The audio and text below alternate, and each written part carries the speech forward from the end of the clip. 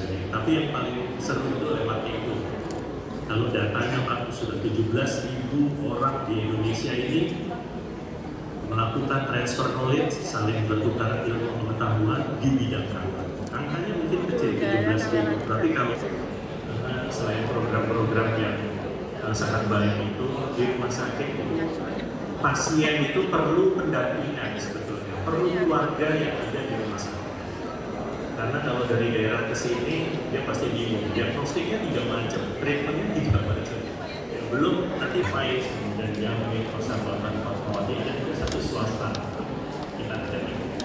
Kemudian apa tindak lanjut setelah kurang strategi itu juga laku untuk banker yang Bapak yang khas, apakah kita rugi atau enggak.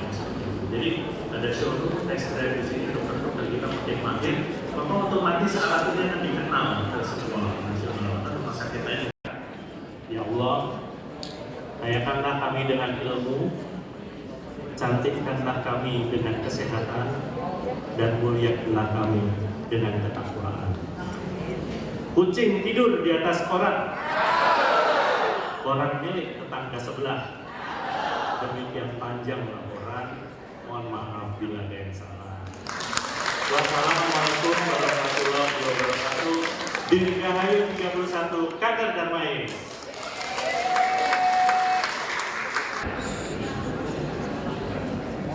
Pak Juhana, ini senior kita bersama yang kami hormati. Saya juga lihat ada beberapa senior-senior dari Darmais di sini. Bapak Ibu sekalian, hadirin Ibu Ida, istri saya. Pak Suko, Pak Iwan, sama Ibu Okti. Ini senang karena tiga-tiga di sini. Assalamualaikum warahmatullahi wabarakatuh. Pertama saya ucapkan selamat ulang tahun yang ke-31 Darmais.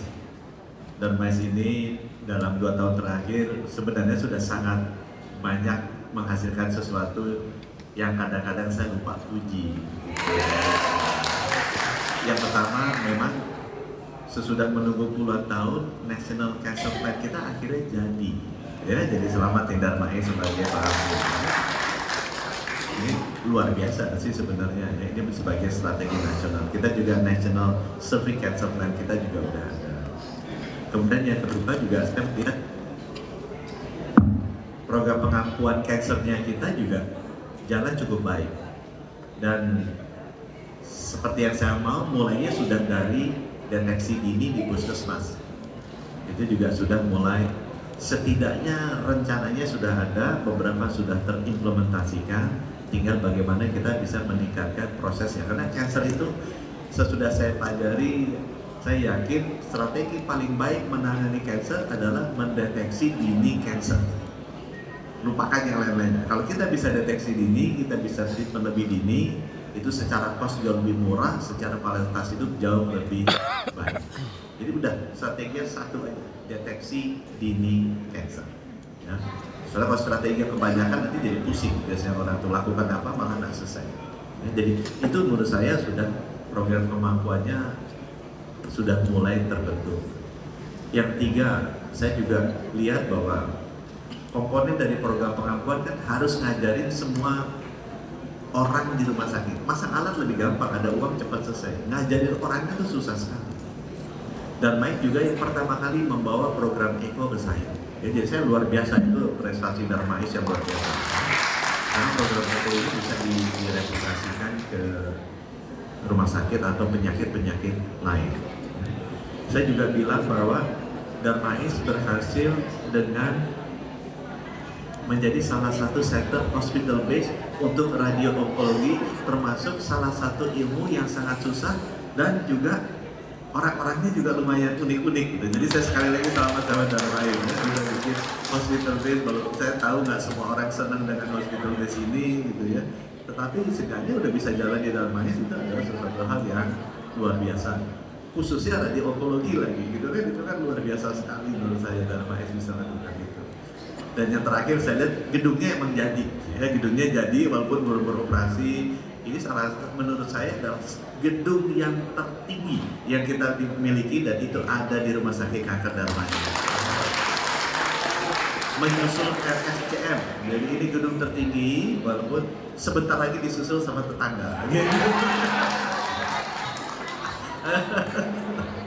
Tapi tetangganya sebentar lagi disusul lagi sama tetangga satu lagi. Ya. Jadi Menkesnya suka aja begitu, cepat kita bangun gitu. Saya lihat tadi baru datang ke sini, oh udah rubuh tuh, sebelah udah hampir rata gitu ya.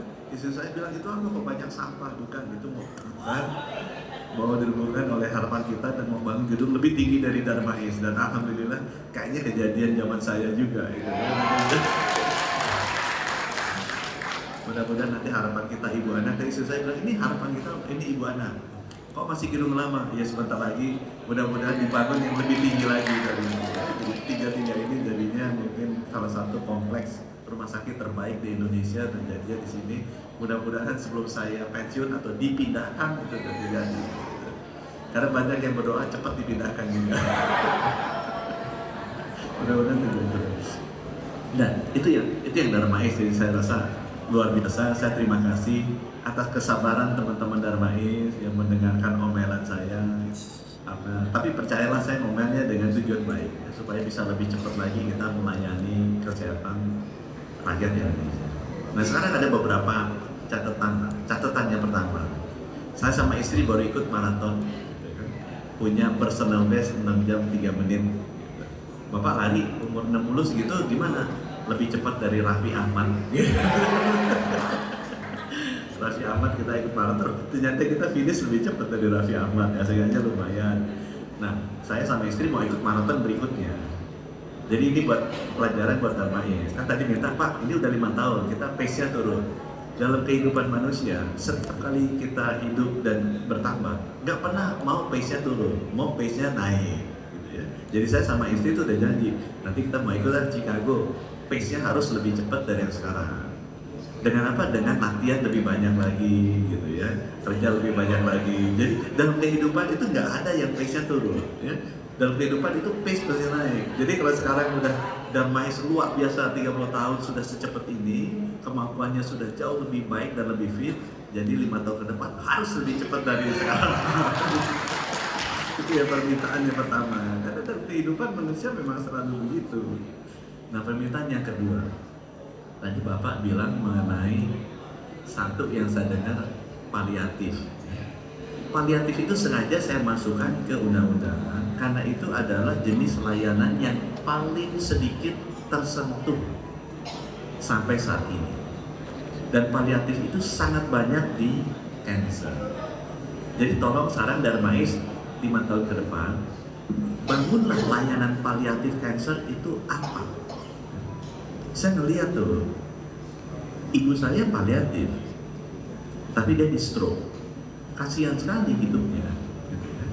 Nah itu kan harus ada counselingnya, harus ada sistem home care-nya, harus ada membangun komunitas yang samanya, supaya beliau nggak kesepian kan. Tapi kalau paliatif ini dikumpulin, saya penderita kanker payudara yang sudah di kemo, yang kemudian tahap lanjut, mungkin bisa hidup 5-6 tahun lagi. Dan tetap kan kita harus memberikan semaksimal mungkin kebahagiaan untuk 5 tahun sampai 6 tahun ke depan. Nah itu kalau dia dikumpulkan dengan teman-teman yang sama, kan akan saling memotivasi diri. Nah konsep-konsep seperti itu tolong dikembangkan. Ya, saya sudah masuk di undang-undang, saya berikan kesempatan Darmais dan teman-teman tolong dikembangkan. Karena kalau Darmais tidak dikembangkan, pasti akan digeret oleh menterinya untuk kembangkan, pasti akan capek, gitu ya. Jadi kalau kembangkan kesempatannya dikasih. Yang kedua, yang saya juga memang mau ya, itu mengenai patient journey. Ya. Patient journey itu, menurut saya bangunlah oleh Darmais mulai dari deteksi dini. Saya tuh kemarin baru ngomel lagi. Karena saya udah bagi, ini kan breast cancer paling banyak tuh yang meninggal, betul kan? Kalau data rumah sakit paling banyak yang kena. Makanya saya bagi USG, Pak, ke 514 kabupaten, USG ke 10.000 puskesmas dan mamografi ke 514 kabupaten kota. Kemarin kita baru lihat, menterinya kan sukanya membanding-bandingkan rumah sakit. Kita lihat CT scan di seluruh rumah sakit Indonesia, berapa dipakainya? Ribuan per bulan. 2000. Jadi kan loh, cancer yang paling banyak bukan cancer paru, paling banyak breast. CT scan X-ray bisa lebih banyak dari mamografi. Saya mulai cek satu-satu tuh. Ibu Rizka udah mamografi belum? Hehehe, sakit pak. Siapa lagi ditanya kemarin tuh meeting, ada satu ibu-ibu lagi, udah mamografi belum?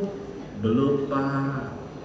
Jadi ternyata itu customer journey itu jangan pikirin yang di rumah sakit pak. Bagaimana kita mendidik, ngomongnya saya sih belak-belakan aja. Ibu mau umur panjang, umur pendek, gitu kan? Ibu mau mati cepat, mati umur 80. Kalau ibu pengen matinya lama, ibu mamografi sekarang udah umur 40. Kenapa? Percuma saya bagiin alat. Kalau semua wanita-wanita di Indonesia itu takut menerima kenyataan bahwa mereka takut di mamografi ketahuan kanker. Itu menyebabkan semua ketahuannya udah stadium 4. Masuk Darmais sudah telat. Harganya udah mahal, kualitas hidup udah jelek. Jadi Darmais tolong bikin customer journey itu dengan mengedukasi mulai dari wanita-wanita Indonesia deh. Aku nggak tega nih nanya istri Pak Suko sudah di mamografi belum? Aku bisa nanya gitu kan? Istri Pak Aco udah di mamografi belum? Kalau sudah di mamografi, didik dong, seenggaknya di RT-RT-nya semua suruh mamografi yang di atas 40 tahun. Gitu kan? Kan udah ada layanannya. Saya tadi mau nanya, ibu-ibu di sini yang sudah di mamografi ngaco, tentu ada nggak tega juga, gitu kan? Dia cuma nanya, siapa di sini udah di atas 40 yang sudah di mamografi? Karena ternyata udah dibagi ini. Nah, pendidikan itu masuk customer journey, Pak. Client journey itu jangan nunggu sampai sakit. Client journey itu mulai dididik sejak deteksi dini. Yuk dibikin. Setuju sekali saya. Tapi jangan nunggu sampai masuk rumah sakit udah telat, Pak. Menderita, kasihan. Nah, itu butuhkan pendidik, psikolog, counselor. Gimana caranya untuk ngajarin dari awal. Deteksi dini itu penting. Ya, deteksi dini cervical cancer, kita udah kasih HPV supaya divaksinasi HPV. Coba, nah, saya mau ada beberapa program yang langsung nanti, ini nggak ada siapa nih, Bu Sari, bilangnya nanti. Saya kan kemarin kasih vaksinasi gratis buat nakes hepatitis B C. Tahun depan saya mau kasih vaksinasi buat nakes perempuan HPV. Gitu ya, coba dimulai Darmais dulu gratis. Coba dihitung gratis, jadi nggak usah bayar, gratis karena itu kan bayar. Ya. Ya. Walaupun yang sudah, ya mulainya tapi dari yang muda dulu, yang di bawah 30 dulu, ya karena nanti udah 30, yang 40 boleh. Kalau udah cukup ternyata nanti naik yang di atas. Ya. Tapi semua nakes-nakes kita vaksinasi HPV prioritas dulu, ya supaya mereka bisa. Nah, itu yang patient journey yang Bapak ngomong, boleh desain. Nah, tolong Darmais desain, jangan sampai kasih kesempatan menterinya ngejar-ngejar. Jadi sebelum menteri ngejar-ngejar, udah kasih Pak ini Pak, patient journey yang Bapak mau. Mulai dari screening sampai sini. Ya. Yang ketiga, tadi Bapak ngomong mengenai kerjasama. Ya, kerjasama ini saya bolehkan. Saya datang ke Mayo itu alatnya canggih semua, enggak beli. Saya mau ngomong ke Ibu Sari itu, tadi saya ada Pak Narto sama Pak Aco. Rumah sakit vertikal harusnya punya alat yang bagus. Ibu Aco ada labubu apa bukan? Bukan labubu. Karena istri baru minta dibeliin labubu. Jadi jawaban saya adalah semua rumah sakit vertikal harus punya alat-alat yang paling canggih dalam rangka clinical trial di bawah CRU-nya mereka. Rumah sakit yang duluan bisa lakukan itu aku kasih hadiah. Ya. Jadi Mayo itu kalau saya datang, proton beam pertama kali ada di sana.